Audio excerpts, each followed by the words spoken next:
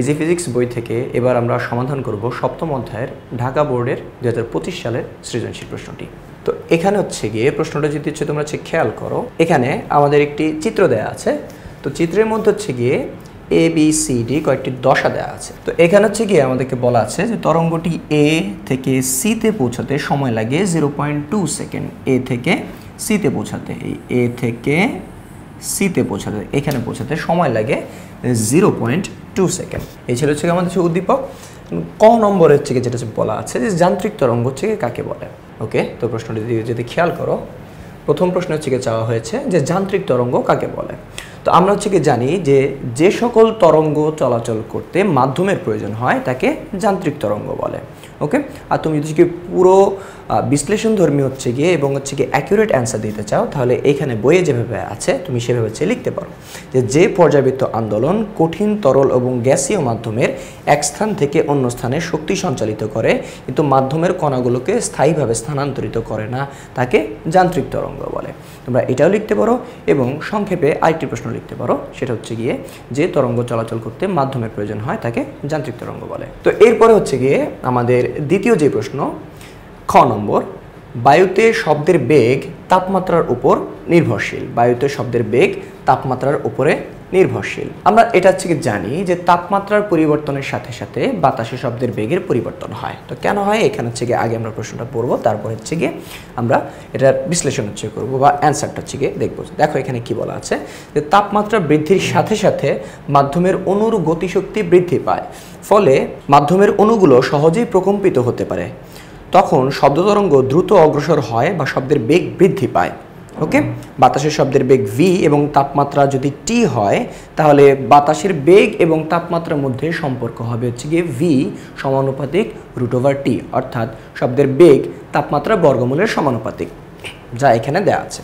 ওকে, তো এখানে হচ্ছে যেটা হচ্ছে বলা হয়েছে, আমি যদি হচ্ছে আরেকবার সামারাইজ করি, যে যখন বাতাসের, আমরা জানি যে কোনো বস্তুর বা যে কোনো হচ্ছে গিয়ে জিনিসের তাপমাত্রা বৃদ্ধি পেলে তার অণুর গতিশক্তি বৃদ্ধি পায়, অর্থাৎ অণুর কম্পন বৃদ্ধি পায়। আর অণুর কম্পন যত বৃদ্ধি পায় সে তার মধ্য দিয়ে শক্তির স্থানান্তর আরও দ্রুত করতে পারে। তো বাতাসের তাপমাত্রা বৃদ্ধি পেলে বাতাসের অণুগুলোর কম্পনও বেড়ে যায়। এতে করে কি হয়, সেই শব্দ শক্তি দ্রুত স্থানান্তর করতে পারে, অর্থাৎ তার বেগটাও বেড়ে যায়।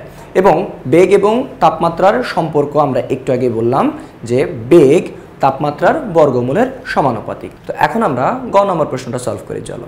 তো এখানে হচ্ছে কি দেওয়া আছে গ নম্বর প্রশ্নে, যে প্রশ্নে জিজ্ঞেস করা হয়েছে যে তরঙ্গটির কম্পাঙ্ক নির্ণয় করো। কম্পাঙ্ক, তো কম্পাঙ্ক মানে হচ্ছে কি তোমার কাছে এফ চাওয়া হয়েছে। ওকে, তো এখানে হচ্ছে দেখো যে আমাদের উদ্দীপকে চেয়ে কি বলা আছে, উদ্দীপকে বলা আছে যে এ থেকে সিতে পৌঁছাতে সময় লাগে 0.2 সেকেন্ড। এ থেকে সিতে পৌঁছাতে সময় লাগে 0.2 সেকেন্ড। তাহলে এখানে দেখো যে কি এ থেকে বি, এটা হচ্ছে কি একটা পূর্ণস্পন্দন, একটা তরঙ্গ শীর্ষ এবং একটা তরঙ্গ পাদ, এটা মিলে হয় একটা পূর্ণস্পন্দন। তো এ থেকে বি একটা পূর্ণস্পন্দন এবং বি থেকে সি কয়টা, আরও একটা পূর্ণস্পন্দন, অর্থাৎ দুইটা পূর্ণস্পন্দন এখানে হয়েছে এবং দুইটা পূর্ণস্পন্দন হওয়ার সময়টা কত, 0.2 সেকেন্ড। 0.2 সেকেন্ড। ওকে, তো আমাদের হচ্ছে কি চাওয়া হয়েছে যে কম্পাঙ্ক কত। সো কম্পাঙ্ক যদি আমাদের বের করতে হয়, কম্পাঙ্কের কি কি সূত্র আমরা হচ্ছে কি জানি। কম্পাঙ্ক আছে এরকম সূত্র হচ্ছে কি V is equal two F lambda, এটা একটা। তো এই এফ এটা বের করার জন্য আমাদের ল্যামডার প্রয়োজন এবং ভি এর প্রয়োজন, যা আমাদের উদ্দীপকে প্রোভাইড করা নাই, উদ্দীপকে দেওয়া নাই, বেগের ব্যাপারে বলা নাই এবং ল্যামডার ব্যাপারে স্পষ্ট করে কিছু বলা নাই। তো আরেকটা হচ্ছে গিয়ে আছে যে T is equal to 1/f, T is equal to 1/f। এখান থেকে আমাদের এফ কম্পাঙ্ক বের করতে হলে আমাদের টি লাগবে। ওকে, বা পর্যায়কালটা হচ্ছে গিয়ে লাগবে। তো আমরা যদি পর্যায়কাল পেয়ে যাই তাহলে হচ্ছে কি এফটা হচ্ছে গিয়ে পেয়ে যাব, বা এখান থেকে এভাবে যে বলা যায় তো এফ ইজ ইকুয়াল টু হচ্ছে গিয়ে 1/t। আমাদের পর্যায়কালটা দরকার। তো পর্যায়কাল যেন হচ্ছে গিয়ে কি, টি হচ্ছে গিয়ে পর্যায়কাল, এটা হচ্ছে গিয়ে একটি পূর্ণস্পন্দন হওয়ার সময়। এটা কি একটি পূর্ণস্পন্দন হওয়ার সময়, টি হচ্ছে গিয়ে একটি পূর্ণস্পন্দন হওয়ার সময়। ওকে, তো এই হচ্ছে গিয়ে আমাদের উদ্দীপক। তো এখানে হচ্ছে দেখো যে কি বলা আছে যে এ থেকে সিতে পৌঁছাতে সময় লাগে 0.2, অর্থাৎ দুইটা পূর্ণস্পন্দন হওয়ার সময় কত তোমাকে বলা আছে, দুইটা পূর্ণস্পন্দন হওয়ার সময় 0.2 সেকেন্ড। ওকে, দুইটা পূর্ণস্পন্দন হওয়ার সময়টা কত, 0.2 সেকেন্ড। তাহলে একটা পূর্ণস্পন্দন হওয়ার সময় তোমরা বের করতে পারবা। তো আমি যদি এখানে লিখি যে দুইটি পূর্ণ স্পন্দন হওয়ার সময় কত 0.2 সেকেন্ড। ওকে, তাহলে একটি পূর্ণ স্পন্দন হওয়ার সময় কত আসবে 0.2/2 বা কত 0.1 সেকেন্ড। ওকে, 0.1 সেকেন্ড। তো আমরা ক্যাপিটাল টি অর্থাৎ আমাদের পর্যায়কালের মান পেয়ে গেছি। তো একটি পূর্ণস্পন্দন হওয়ার যে সময় সেটা কি আমাদের ক্যাপিটাল টি বা পর্যায়কাল, এখানে যেটা আমরা দেখেছিলাম যে টি হচ্ছে কি একটি পূর্ণস্পন্দন হওয়ার সময়। তো আমাদের একটি পূর্ণস্পন্দন হওয়ার সময় আমরা কত পেলাম 0.1 সেকেন্ড। তাহলে হচ্ছে গিয়ে আমরা টি পেলাম 0.1 সেকেন্ড। তাহলে এখন আমাদের বের করতে হবে হচ্ছে গিয়ে কি এফ। তো এখন আমরা জানি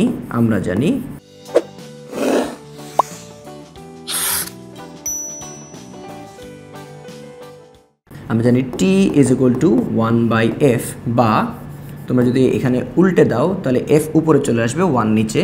তো এফটা হচ্ছে গিয়ে লেখা লাগে না, মানে নিচে 1 লেখা লাগে না, আর এই পাশে এর নিচে মনে 1 আছে, এই 1টা উপরে চলে যাবে আর টিটা এখানে চলে আসবে।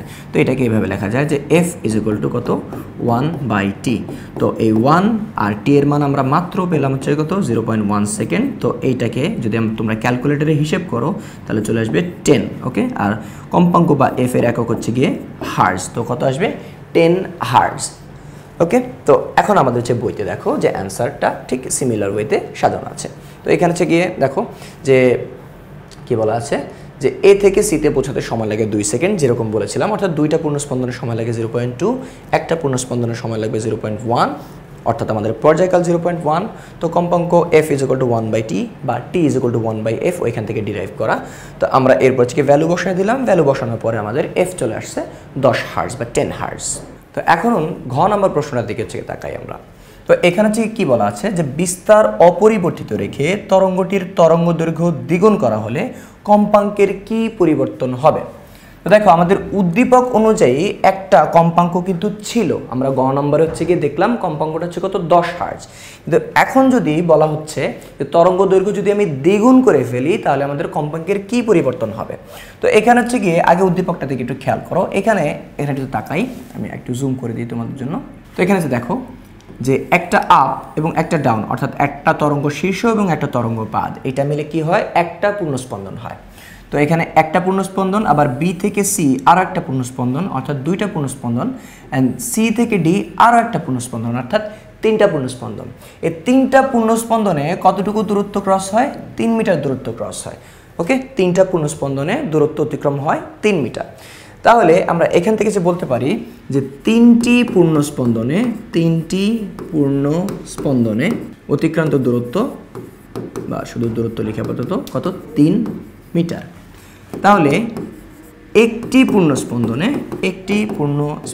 দূরত্ব কত আসবে 3/3 বা 1 মিটার। ওকে, তো এখন এই একটি পূর্ণস্পন্দনের দূরত্ব দিয়ে আমরা কি পাই, একটি পূর্ণস্পন্দনের যে দূরত্ব সেটাকে বলা হয় তরঙ্গ দৈর্ঘ্য। সেটাকে কি বলা হয় তরঙ্গ দৈর্ঘ্য। তো এইখানে যে এই 1 মিটার তোমরা হচ্ছে পেলে যে একটি পূর্ণস্পন্দনের দূরত্ব, তো আমরা এখানে লিখতে পাচ্ছি ল্যামডা বা তরঙ্গ দৈর্ঘ্য কি, সেটা হচ্ছে গিয়ে একটি পূর্ণস্পন্দনের দূরত্ব, একটি পূর্ণস্পন্দনের দূরত্ব। ঠিক আছে, আচ্ছা। তো আমরা হচ্ছে গিয়ে তিনটি পূর্ণস্পন্দনের দূরত্ব পেলাম হচ্ছে 3 মিটার, অর্থাৎ একটি পূর্ণস্পন্দনের দূরত্ব হচ্ছে পেলাম হচ্ছে কত 1 মিটার। তো আমরা হচ্ছে বললাম যে একটি পূর্ণস্পন্দনের যে দূরত্ব সেটা হচ্ছে কত ল্যামডা, অর্থাৎ আমাদের উদ্দীপক অনুযায়ী কম্পাঙ্ক আমরা গ নম্বরে পেয়েছিলাম হচ্ছে কত 10 হার্জ, এবং তরঙ্গ দৈর্ঘ্য হচ্ছে গিয়ে কত পেলাম 1 মিটার।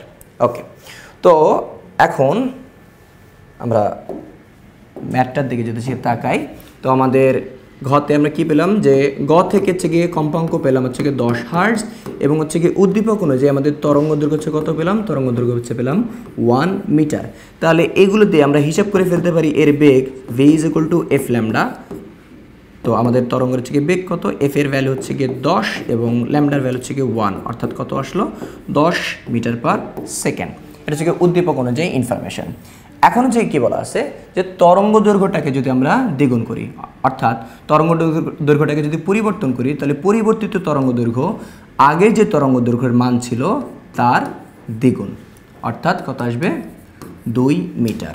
ওকে, আচ্ছা। তো তরঙ্গ দৈর্ঘ্য যদি চেঞ্জ করা হয় তাহলে হচ্ছে কী হয়ে যায়, আমাদের কম্পাঙ্ক চেঞ্জ হয়ে যায়। তাহলে হচ্ছে কি নতুন যে কম্পাঙ্কটা হবে সেই কম্পাঙ্কটা কত, এটাই চাওয়া হয়েছে যে নতুন তরঙ্গ দৈর্ঘ্য যদি দ্বিগুণ করি তাহলে কম্পাঙ্কের কীরূপ পরিবর্তন হবে। তো আমাদের তরঙ্গ দৈর্ঘ্য পরিবর্তন হলে কম্পাঙ্কও পরিবর্তন হয়ে যাবে এবং এই পরিবর্তিত কম্পাঙ্কটা আগের কম্পাঙ্কের কত গুণ বা তার সাথে কীরকম সম্পর্ক এটা আমাদের দেখাইতে হবে। আরেকটা হচ্ছে কথা, যেহেতু এখানে মাধ্যমের কথা হচ্ছে বলা হয় নাই যে মাধ্যম পরিবর্তন হয়েছে কি হয় নাই, তাহলে এইখানে যে বেগটা, এখানের বেগটা আগের বেগের সমান হবে। ঠিক আছে, আগের বেগের সমান হবে। মাধ্যম সেম থাকলে বেগ সেম থাকে। তাহলে এইখানে বেগ যত 10 মিটার পার সেকেন্ড, এখানেও বেগ কি এক্স্যাক্টলি ততই। আমাদের বের করতে হবে কি, আমাদের বের করতে হবে হচ্ছে গিয়ে এফ বা কম্পাঙ্ক। তো কম্পাঙ্ক বের করার সূত্র আমরা কি জানি যে V is equal two F lambda. তো যেহেতু আমরা পরবর্তী ঘটনা হচ্ছে গিয়ে এফ বের করতে চেয়েছি, তাহলে বেগ, কম্পাঙ্ক এবং তরঙ্গ দৈর্ঘ্য এগুলো কি পরবর্তী ঘটনা হবে, অর্থাৎ V prime is equal two F prime lambda prime. তাহলে এখান থেকে আমাদের বের করতে হবে হচ্ছে কত এফ প্রাইম, তাহলে ল্যামডাকে এই পাশে নিয়ে আসি ভাগ হয়ে যাবে, এই পাশে থাকবে এফ প্রাইম। এখন আমরা ভ্যালু বসায় দেবো। ভি এর মান কত ছিল, ভি এর মান 10 এবং ল্যামডার মান কত পেলাম, ল্যামডার মান এখানে হচ্ছে কত 2। তাহলে আমাদের এফ প্রাইম বা পরিবর্তিত যে কম্পাঙ্ক এইটা হচ্ছে চলে আসে 5 হার্টজ। এটা কত চলে আসে 5 হার্টজ। অর্থাৎ আমাদের তরঙ্গ দৈর্ঘ্য যদি দ্বিগুণ করা হয় তাহলে আমাদের কম্পাঙ্ক চলে আসবে 5 হার্টজ। ওকে, আচ্ছা। তো এখন হচ্ছে কি এখানে হচ্ছে কি আর কি বলা হচ্ছে যে তরঙ্গ দৈর্ঘ্য যদি দ্বিগুণ করা হয় তাহলে কম্পাঙ্কের কি পরিবর্তন হবে।